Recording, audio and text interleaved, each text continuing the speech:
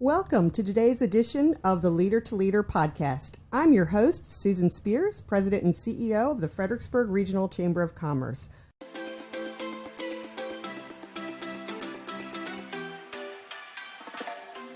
Oh, I'm so happy today. Our guest is Joel Griffin. Joel, a good friend, somebody I've known in our community for a long time. Thank you for being with us, Joel. Oh, it's my pleasure. Thanks for having me. Yeah, I've got a formal bio here in front of me. I'm going to share a little bit from this bio with our listeners if you'll hang tight for just a minute here, Joel. Sure. He is an entrepreneur and a philanthropist. He is the founder and CEO of Riphean, which is a private equity firm. And then prior to launching Riphean, he spent more than 25 years in private industry, consulting, and 20 years in government contracting. Just very successful businessman. And he also started a nonprofit. He is currently the chairman and co-founder of Gwyneth's Gift Foundation. That nonprofit is super special to Joel. It's dedicated to raising awareness and education for CPR and using AEDs. And really, it's got an amazing story behind it, so it may come into part of our discussion here today. Joel's a member of our Chamber's board of directors, and he's super active in the Fredericksburg, Virginia community as a whole, as well as the broader state as a whole. You can see him doing things. His fingertips are on all kinds of business and economic and social initiatives all around our community. So, Joel, we're so thrilled to have you here again today with us. Susan, thanks for having me. It's a privilege to be here and share any thoughts that I might have with you, but it's just a real privilege. Thank you. Oh, great. Well, let's start by diving in. I just mentioned a few things about your career, but tell us about I didn't even mention that you started as a U.S. Marine and all of that stuff, and that's quite storied there. Tell us about your leadership journey. So coming right out of high school, like many people, I wasn't sure what I wanted to do, and so I joined the Marines as sort of a family tradition.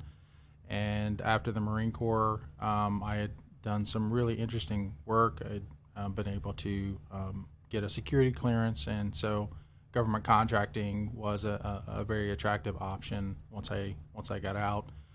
So utilizing the skills that I learned in the Marines, I had about a 20-year career as a government contractor.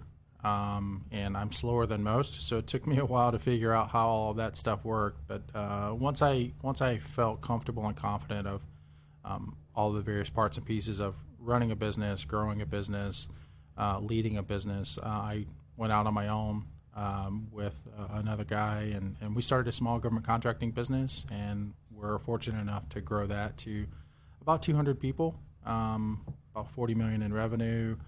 And we were able to sell that in 2018.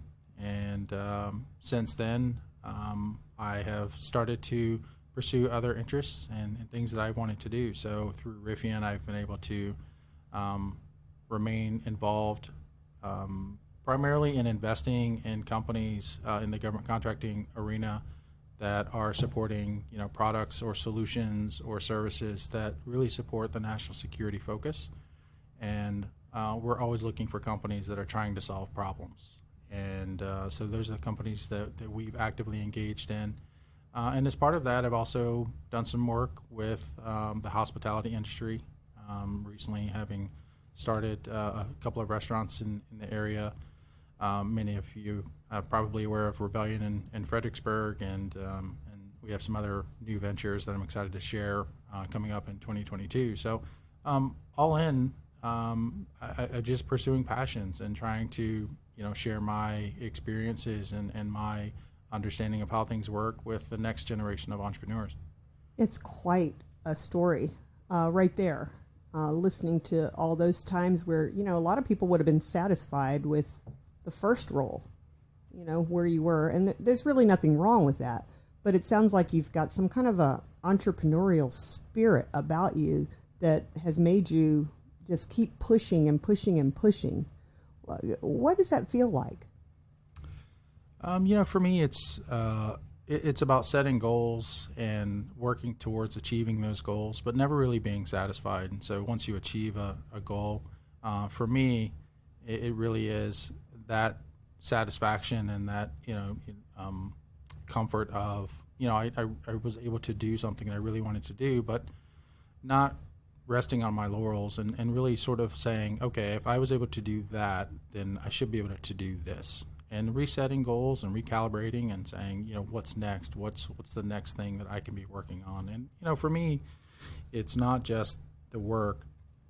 I actually enjoy what I do. I enjoy working with people. I enjoy solving problems. I enjoy being faced with challenges. And so I don't have a lot of hobbies. And if you know me very well, people will say, you work all the time. But I generally enjoy taking on new challenges and solving problems and seeing if, I have the ability to, get things done. And so far I've been fortunate and successful and been able to do a lot of good things, but it's also about building the right team and surrounding yourself with people smarter than you and pointing everyone in the right direction. So I think that's what my role is building that team and fostering those level of standards of, these are our goals and this is where we're going to go and this is how we're going to get there and then executing.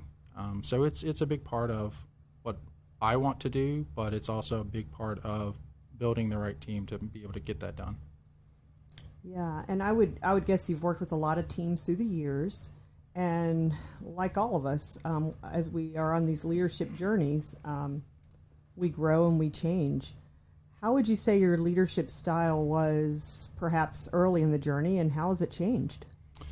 I think early, I think at any level, whether you're officially in a title or a role that you're qualified as a leader or sort of, put in a leadership role, I do think that leadership is about, putting others first. And so some of the most successful leaders that I know of are also the best followers. And so, learning and understanding and even from people you don't like to work with, you can still learn from those people. And so those experiences early on helped me to understand that these are things that I like, these are aspirations that I have, but these are also qualities in other people that I look to. And so I'm constantly learning, and I constantly try to be the best team member that I can be.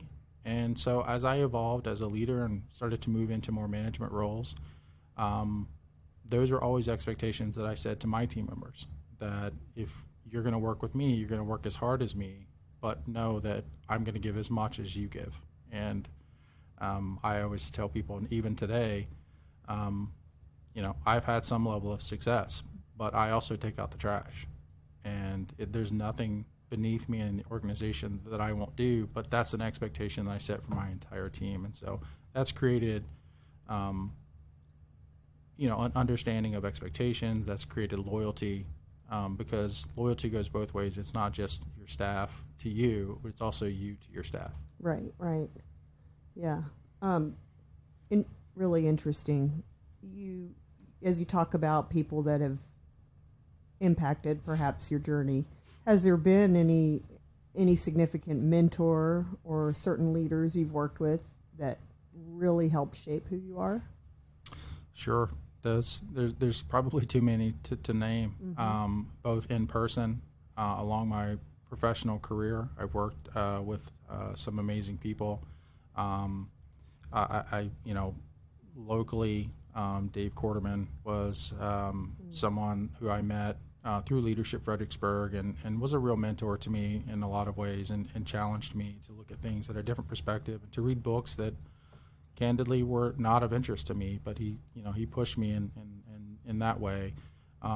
But it's also, I read a lot and I'm constantly learning. And so I'm one of those people that can't read a book cover to cover. I read a book, I see a passage that interests me, I go find another book about that topic, and then I read that book. So, my wife will tell you that I probably have 10 or 12 books all going all at the same time. Maybe that's because I have some ADD going on. I'm over here not making eye contact. Yeah, because there's so many things that intrigue me, that excite me. Yeah. And so, there's not one person per se, but I will tell you that the Marines is probably the biggest influencer on my leadership path, because in the Marines, if the more senior you are, the further back in the line you are to eat. And that model is that the team is more important than the leader. That the accomplishment of the mission is more important than the people. And, when Marines say they eat, Marines leaders eat last, that's a fact. And because we are there to make sure that our teams have what they need to be successful, and it's not about us. So that service before self, that's a little philosophical, that's a little spiritual, that's a little bit of just a life mantra. But I'm a firm believer in service before self, and that giving to others and giving back to your community comes back to you in ways that you can never really account for. Yeah, and service above self is a Rotary motto. You're not a Rotarian, are you? I'm a not. Rotarian. And I was like, wait, I don't think I've seen him there except as a speaker. I've been there a couple of times Yeah. as a speaker, yeah. But So if any Rotarian was listening and I didn't mention that, I would be fined for not mentioning it. So you need to know that. But as you talk about the community, I think that's a good way to maybe just at least bring up the Gwyneth Gift Foundation and the real difference that's making, and anything that you want to share about how all of that's going and how it started, Sure. So Gwyneth's Gift Foundation is a Fredericksburg-based 501c3 nonprofit. It was started in honor of my oldest daughter, Gwyneth. She passed away, and the short version of the story is that if she had received CPR and the use of an AED in an earlier period of time, there's a good probability that she would still be with us today. And so my wife and I live with that knowledge. And so after passing Gwyneth's Gift law in the Commonwealth of Virginia, which requires all teachers to be trained in CPR, high school students before they graduate to be trained in CPR, and an AED in every school, not just in the high schools. After we did that, we started saying that this needs to be a part of our community. It needs to be part of our fabric of our community. And so we started the nonprofit, and that reaches out to any organization that's interested in getting free CPR training. We have a team that will come to you and provide that training. We also instruct on how to use the defibrillators. We have a program where individuals and entities can apply for a defibrillator and get those into their businesses, their schools, their churches, their civic organizations. And so far, we've trained over 10,000 people in how to perform hands-only CPR, and we've deployed over 75 AEDs into the Commonwealth of Virginia. And so for us, it is about trying to make sure that we are creating a culture of action where, as neighbors, as friends, as strangers on the street, we are responsible for one another. And if you want your community to be better, then you need to step in as a community member. It's not someone else's responsibility. It's each of our individual responsibility to make our communities better. And that's really about what Gwyneth's Gift is trying to do. Well, it's not trying, it is. Thank you. And looking back on it, knowing you through that full period of time, it's really awe-inspiring. You make it sound so easy. Yeah, we got this law passed. I'm sure our listeners know that that's no easy feat to make happen, and to not be satisfied with that, to keep pushing it so that it goes beyond even Virginia and as far as you can reach, because again, it's for the whole community, the whole United States, the whole world one day, to have that opportunity, to just not leave it at, we had this personal tragedy, and I think we could leave it there, but you said, I don't want somebody else to experience that, and went into the next phase and the next phase and the next phase to where you're making such a tremendous difference. It's just incredibly powerful, and I'm really glad you took it to the community and didn't just stop with saying, okay, we got the law passed, let me move on, go back to my just my office or something, and said, I want to make this a bigger cause. So many more people are aware of this today because of you guys. Well, thank you for that. We are we're working hard every single day to make sure that the message gets out And the culture of action is introduced into the community through our awareness program, the training that we offer. Again, it's 100% free.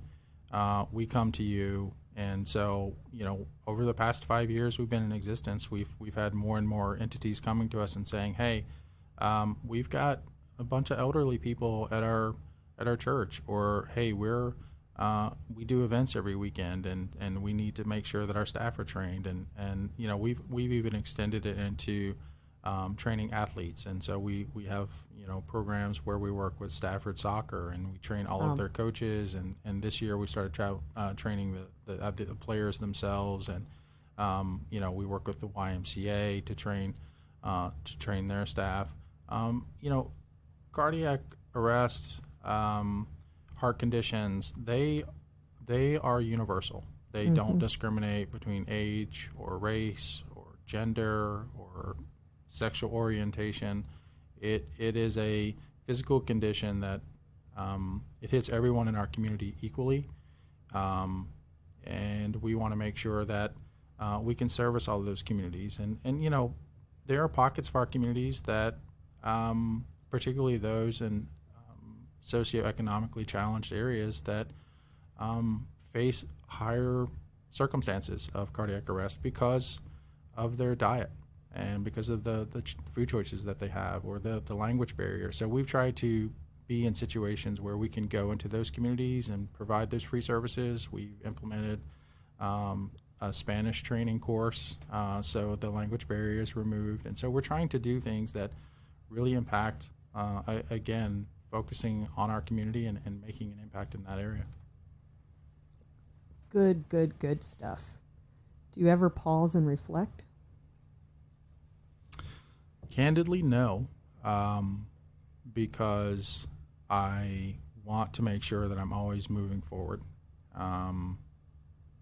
There are moments every single day where I think about Gwyneth, and I think about why am I here, but I also think that Gwyneth was the kind of young lady that wanted to make a difference, and so I want to be the kind of father that would make her proud.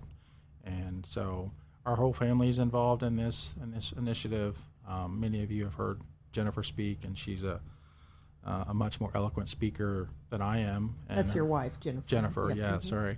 And so she's a very impactful speaker. But she's working hard behind the scenes, and our daughter is in college, and so we've sort of continued to move forward with our lives. But Gwyneth is with us every single day, and we hope that her spirit of being just a beautiful person lives on through the foundation. Yeah, thank you.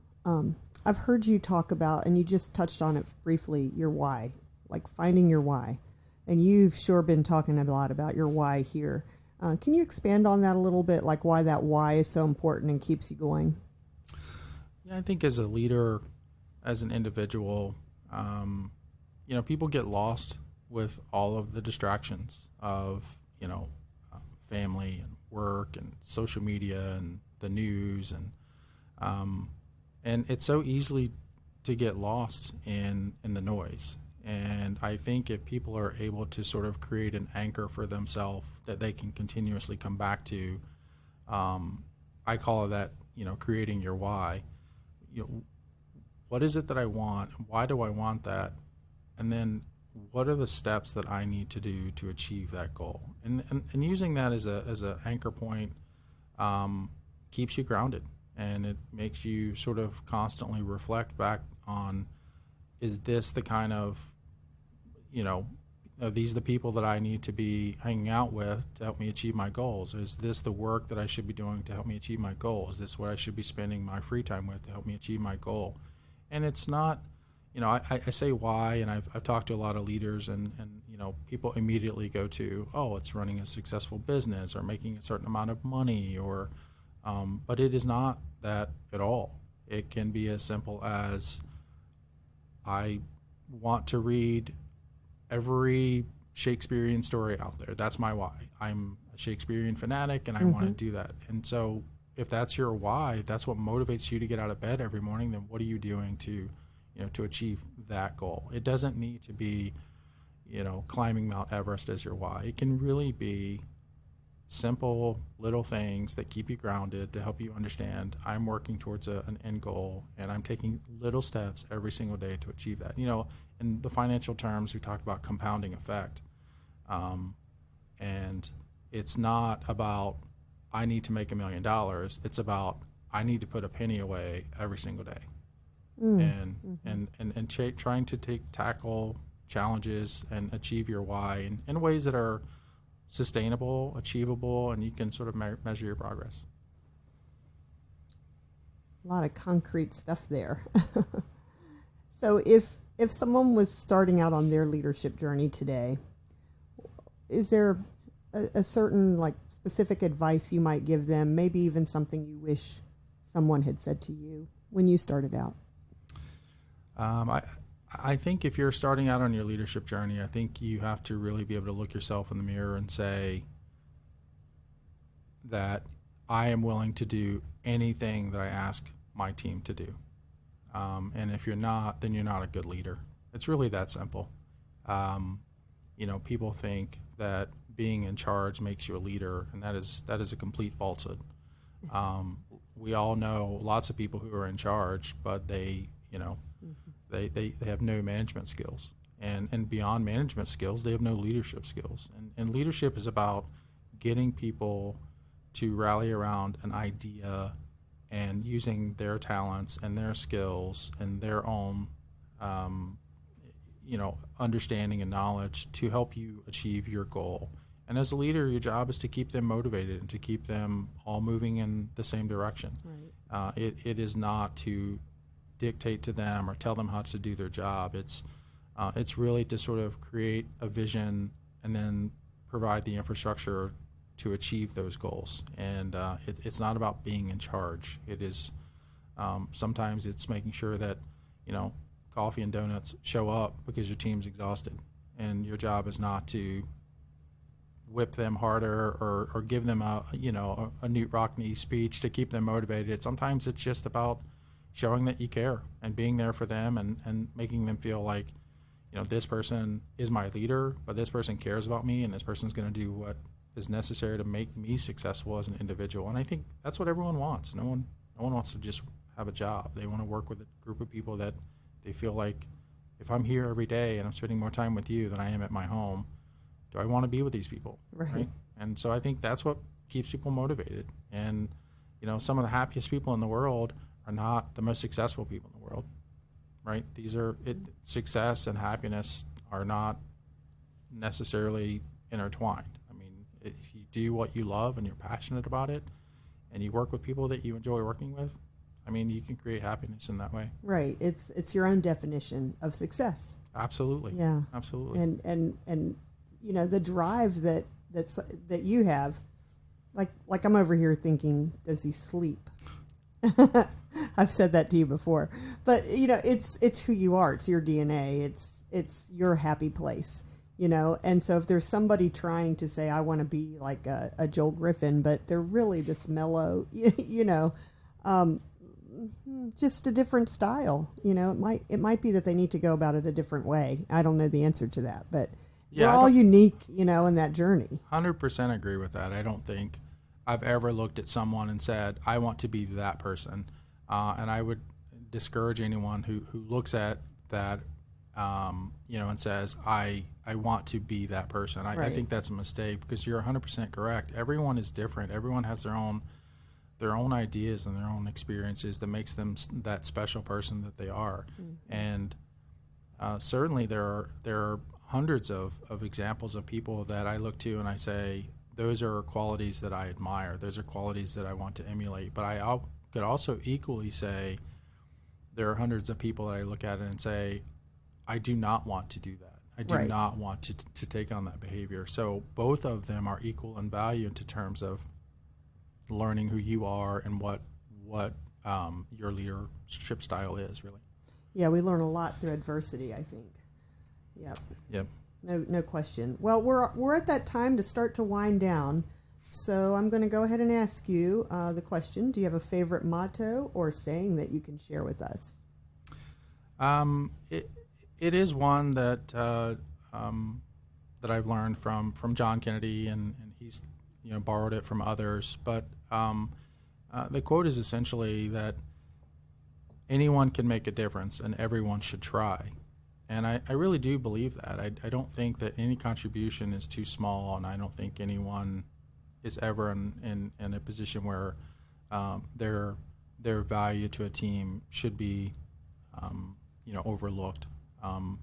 Every little bit that you can do to change your habits, your leadership style, your understanding of your role in the community, that all adds up, and those raindrops eventually become the flood that affects change.